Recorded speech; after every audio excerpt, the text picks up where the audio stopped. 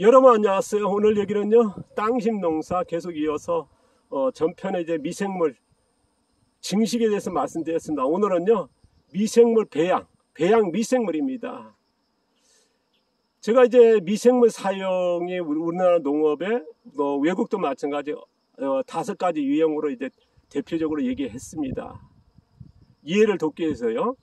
그거를 이제 5유형이 아니라 6유형, 7유형 그렇게 더 이제 다양하게 쓰겠습니다만, 저기서 이해를 돕기 위해서 제가 이제 대표적으로 5유형을 이제 가지고 이제 말씀을 드렸습니다. 그 중에서 이제 5유형 같은 경우는 전형적으로 우리나라 농업의 99%할 정도로 미생물 증식을 쓴다. 그래서 5유형이 미생물 증식이라는 말씀 드렸고요. 4유형 같은 경우는 증식과 배양을 동시에 쓴다는 말씀 드렸습니다. 그게 대표적으로 뭐냐면 우리나라 그 반려탭이 만들 때 쓰는 방법입니다. 그게 전형적인 4유형이고요. 제가 이제 앞서도 얘기했습니다. 1, 2형, 2유형, 3유형 같은 경우는 전형적인 배양이라는 말씀 드렸습니다. 그 중에서 3유형 같은 경우는 이제 버섯, 균, 이제 표고라든가 느타리라든가 팽이버섯, 만가닥 이런 버섯, 송이 재배할 때에 미생물의 우리가 이제 종균이라 하지 않습니까? 종균을 사다가 이제 볏짚이라든가 나무에다가 이제 접종해서 키우게 되는데 그때에 그 종균을 생산해서 파는 곳에 이제 한 공장이 있죠. 그런 곳에서는 어떻게 쓰냐 그러면 그전 같은 경우는 대개 보면 이제 종균 1이라든가 종균 2를 보급을 했었으면 그걸 사다가 종균 3, 종균 4를 만들었었는데요. 5도 만들고 그랬었습니다. 그러나 지금은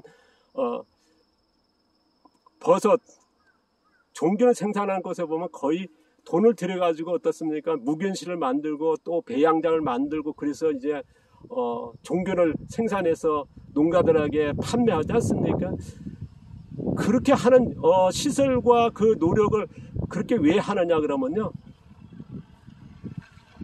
우리가 종균 4, 종균 5 같은 걸로 해가지고 이제 버섯 종균을 사다가 이제 재배했을 때 문제가 뭐냐 그러면 생산량이 떨어집니다. 그 다음에 흰가루 같은 병이 발생이 많아집니다. 어떤 데는 같은 경우는 한 번도 거의 못 따고 반토막 날 수가 있고요. 어떤 데는 한 번 따고 두 번은 도저히 못 따는 그런 일이 발생하고요. 어떤 버섯 같은 경우는 한 번에 따고 수확 끝나지만 어떤 버섯 같은 경우는 이제 두 번도 따고 세 번도 따지 않습니까? 되게 보통 두 번 딴다. 최근에 보면 이제 그렇게 합니다만은, 느타 같은 경우는 이제 최근에 제가 이제 버섯 산업은 이제 가보질 못해가지고 자세히 모르겠지만, 느타리 같은 경우는 그전 같은 경우는 두 번, 세 번 그렇게 따고 그랬거든요. 그랬을 때에 종균 4, 종균 5를 썼을 때 발생하는 게 뭐냐 그러면 수확량이 떨어지고요. 1회 수확을 하고 2회 수확은 거의 못하고 또 병이 발생한다는 거. 그러다 보니까 이제 종균 1, 종균 2, 종균 3을 넘지는 않을 겁니다. 왜냐하면 세력이 약해진다는 걸 알고 있거든요. 그러다 보니까 이제 버섯 종균을 생산하는 업체들이 돈을 들여서 무균실을 만들고 배양장을 만드는 거거든요. 그때는 종균 1을 보급받아가지고 그걸로 해서 아까도 말씀드린 종균 3, 종균 4, 종균 5 이렇게 만들었습니다만, 지금 같은 경우는 버섯에서 조직을 짜내가지고 이제 서식 영양 배지에다가 접종을 하거든요. 그래서 거기서 길러진 건 원종입니다. 그 원종을 가지고 이제 종균 1이라든가 종균 2를 만들어서 농가에 느타리라든가 표고 같은 그런 것들을 팽이, 망가다가 이런 것들 종균을 판매하는 거거든요. 근데 분명한 건 80년대만 해도 종균 4, 종균 5를 만들어서 이제 농가들이 쓰는 농가들이 있었습니다. 근데 문제는 뭐냐 그러면요, 생산량이 안 다는 거. 아까도 말씀드렸던 그만큼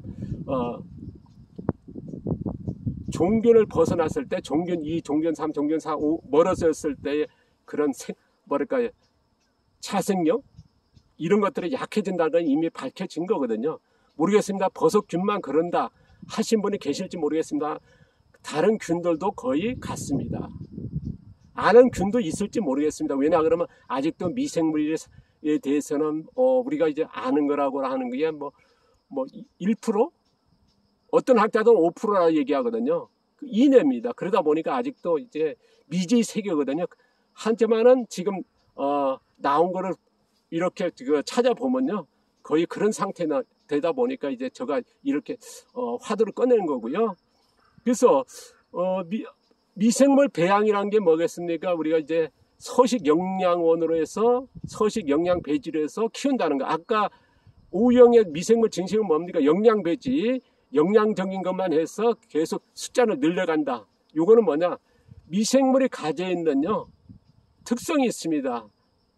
앞서도 제가 언급했습니다. 자연산 송이를 재배 못하는 건 뭐냐면, 자연산 송이를 재배한 그 균, 자연산 송이 균의 미생물에 적합한 영양 배지를 찾아내지 못하고 있습니다. 영양 배지가 서식 영양 배지를 찾아내지 못하고 있거든요. 근데 우리가 이제 조직을 자연산 송이를 산에서 따왔습니다. 이걸 조직을 해가지고 어떤 생산 서식 영양 배지에다가 이제 접종하게 되면 균이 자라긴 자랍니다. 하지만은 그 세력이 유지도 되지 않을 뿐더러 약화된다는 거. 그리고 그걸 가져가지고요, 뭐 나무라든가 일반 나무라든가 볏짚을 했을 때는 거의 균사가 활착이 안 된다는 거. 더 이상 균사가 퍼지지 않는다는 거. 그러다 보니까 이제 지금 자연산 송이 같은 재배를 못하는 거거든요. 근데 느타리라든가 이제 표고 같은 거 어떻습니까? 톱밥도 재배하고요, 나무에서 재배하고요, 상수리나 참나무나 아니면 볏짚까지 하지 않습니까? 다양하게 재배하거든요. 그건 뭐냐면 폭이 넓은 서식 영양원이 있는 균도 있지만은 그렇지 않은 균들이 있다라는 거. 그러다 보니까 지금도 미생물에 대해서는 서식 영양 배지, 그걸 찾기 위해서 굉장히 노력을 하거든요. 왜냐하면 어떠한 특정 미생물에 뭡니까, 이제 우리가 이제 이런 서식 영화에 대한 유기물이라든가 그런 것들이 종류가 많지 않습니까? 거의 이제 서식하는 특화된 미생물들이 이게 연결되어 있거든요. 그러다 보니까 이제 지금 서식 영양 배지를 찾는 게 하나의 미생물을 다루는 미생물 산업을 확장하는 제일 핵심입니다. 미생물 산업에서 배지는요, 정말 중요하고 어떤 미생물을 다룰 거냐, 그러면 서식 영양 배지가 필요하거든요. 그러니까 아까도 말씀드렸습니다만은 미생물 배양이라고 하는 것은 뭐겠습니까? 전형적인 서식 영양 배지가 필요하다는 거. 그건 뭐냐 그러면 고유한 서식 영양 배지라고 하는 그게 있을 때 그 미생물이 그 자생력을 유지하는 거거든요. 그러니까 O형의 미생물 증식은 단순하게 뭐 설탕을 감자해서 미생물 증식했다 그러면 우리가 이제 배양에서는 미생물보다 특이한 서식이 가능한 영양이 되는 그 배지가 필요한 거거든요. 그래서 우리가 이제 미생물 배양은 어쨌든 서식 영양 배지가 제일 관건입니다. 그걸 이제 찾아내는 게 우리가 이제 농지에서 이제 앞으로 얘기할 겁니다. 농지를 어떤 미생 상태로 갈 거냐. 그건 뭐냐면 바로 서식 영양원이 서식 영양 배지가 좌우한다는 거. 그 얘기는 뭐겠습니까? 유기물 종류가 미생물 토양에 직접적으로 영향을 끼친다는 거거든요. 지금 우리나라의 농업에서 토양에 미생물이 많다, 미생물이 많아야 돼, 그 얘기까지 왔지만은 지금 여기까지는 가지는 못하고 있거든요. 그러니까 미생물 배양에 대해서는요, 굉장히 이해가 깊어야 되고 해야 되는데 지금 그런 정보도 나올 수가 없는 환경입니다. 왜냐하면 증식과 배양도 나누지 못하고 있으니까요. 제가 이제 버섯에 대해서 이해를 돕기 위해서 말씀드린 거고요. 앞으로 이제 이거에 대해서는 계속 얘기해 나가도록 하겠습니다. 뭐 길어지니까 여기서 마치고요. 뭐 계속 미생물에서는 뭐 끝이 없으니까요. 얘기할 것들이 감사합니다. 고맙습니다.